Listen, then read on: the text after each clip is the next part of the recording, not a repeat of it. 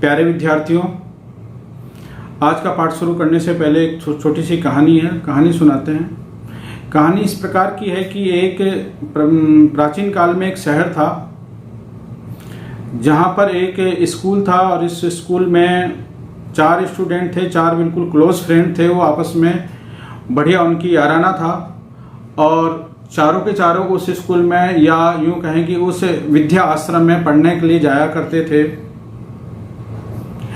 4 में से 3 दोस्त तो बड़े होशियार थे और उन्होंने अपनी मेहनत से, लगन से विद्या अध्ययन किया।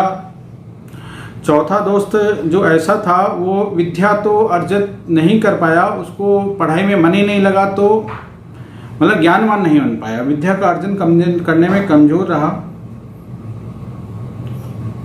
खैर, कमजोर रहा कोई बात नहीं, लेकिन उसने अपनी बुद्धि का इस्तेमाल हमेशा किया। अपने बुद्धि से हर काम बड़े सोच समझ करके बड़े अच्छी तरीके से करता था। वो बुद्धि कौशल का उपयोग करता था।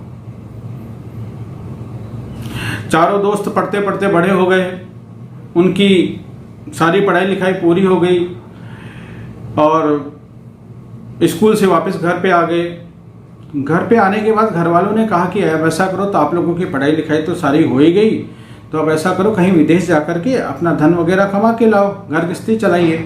तो चारों दोस्त अपना धन कमाने के लिए चारों दोस्त एक साथ चलते हैं, घर से निकल जाते हैं। रास्ते में चलते चलते जाते हैं तो रास्ते में जब 1 नंबर के दोस्त को लालच आ जाता है कि भाई विद्यावान हम, ज्ञानवान हम, लेकिन जो भी लाभ होगा वो 4 भागों में बटेगा, तो ये तो गलत है, क्योंकि चौथे नंबर का जो है इसके पास तो ज्ञान है ही नहीं, विद्या है ही नहीं, तो हम अपना हिस्सा इसको क्यों दें। दूसरा वाला दोस्त भी इस बात पर राजी हो जाता है कि बात तो सही कह रहे हो यार, बिल्कुल बात सही है कि कमाएं हम विद्या का इस्तेमाल हमारा, ज्ञान का इस्तेमाल हमारा और लाभ इसको भी, ऐसा क्यों। तीसरा वाला दोस्त कहता है कि भैया देखो, इतना स्वार्थी लालची मत बनो, हम बचपन से साथ रहे हैं और आज भी साथ रहेंगे और हमेशा साथ रहेंगे, इसलिए घर से निकलते समय हमारी डील हो चुकी थी, इसलिए इस प्रकार का लोभ लालच करना ठीक नहीं है, आगे बढ़ो। चारों सहमत हो जाते कि चलो ठीक है। रास्ते में आगे बढ़ते चले जाते हैं। आगे बढ़ते बढ़ते उनको क्या एक्चुअली एक कंकाल दिखाई देता है। कंकाल को देख करके चारों के चारों दोस्त रुक जाते हैं, तो उसका बारीकी से देखते हैं कि यार ये तो शेर का कंकाल है। तो उन लोगों के 3 लोगों के मन में एक विचार आता है कि क्यों ना ऐसा करें, हमने कितनी विद्या अर्जित की है, इसका इस्तेमाल किया जाए।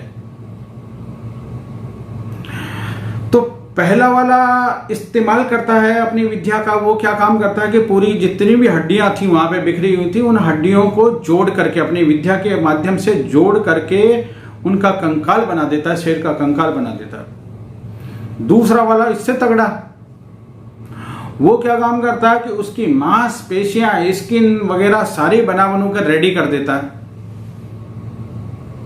तीसरा वाला कहता है कि अब देखिए, मैं इसमें प्राण फूंक के अपनी विद्या के द्वारा इसमें प्राण फूंकूंगा।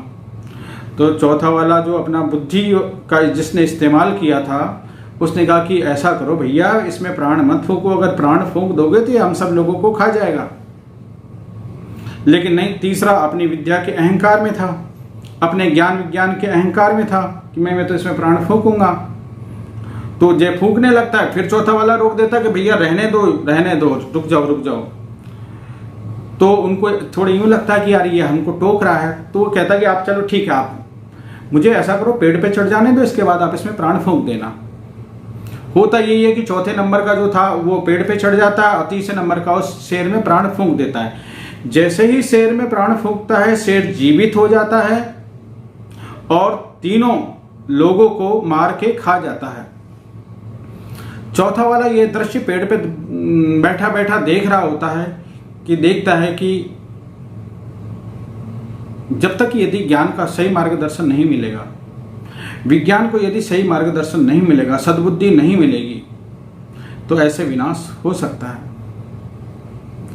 तो डियर स्टूडेंट, मेरे कहने का तात्पर्य कहानी का माध्यम से ये था कि हम चूंकि विज्ञान के विद्यार्थी हैं और हमारे कंधे पे जिम्मेदारी हो जाती है कि हम हमारे ज्ञान का और हमारे विज्ञान का सही इस्तेमाल करें, उसमें हमारी बुद्धि लगा करके और ऐसा कार्य करें जो समाज के लिए उपयोगी हो, हमारे लिए उपयोगी हो, हमारे देश के लिए उपयोगी हो।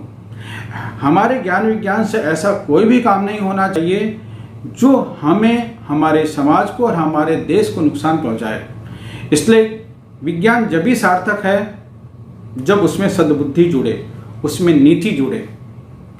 इसी के साथ ये कहानी समाप्त होती है।